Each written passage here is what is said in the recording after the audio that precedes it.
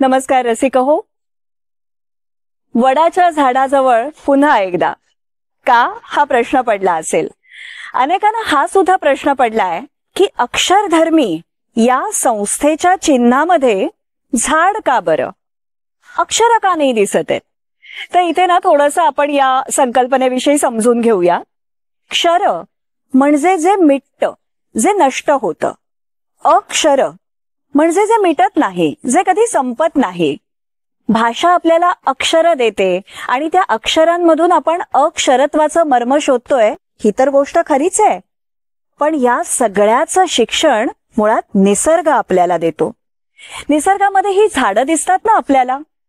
झाडं कशी जमिनीतून रुजून येतात, मोठी होतात, इतरांना सुद्धा पोषण देतात, आपल्या आधारे खेळवतात आणि त्यानंतर त्यांचा क्षण आला की निरोपही घेतात. पण ती कायमची निरोप घेतात का? नाही.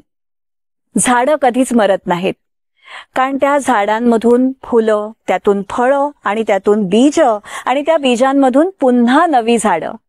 आणि ह्या सगळ्याचं सगळ्यात उत्तम प्रतीक म्हणजे वडाचं झाड. वडाच्या झाडाच्या पारंब्या, त्या पारंब्या रुजतात आणि त्यातून पुन्हा पुढचे नवे वटवृक्ष अस्तित्वात येतात. आम्ही याच सगळ्या अक्षर तत्वाचा शोध घेतोय आणि म्हणूनच वडासारख्या या सगळ्या झाडांच्या कृपाछत्रात, या सावलीमध्ये विसावून कुठेतरी हा शोध घेतोय.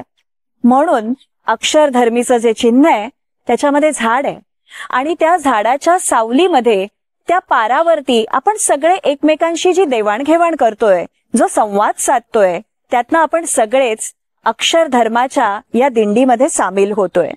तुम्हा सगळ्यांचं अक्षरधर्मीतर्फे या पारावरती, या दिंडीमध्ये स्वागत आहे.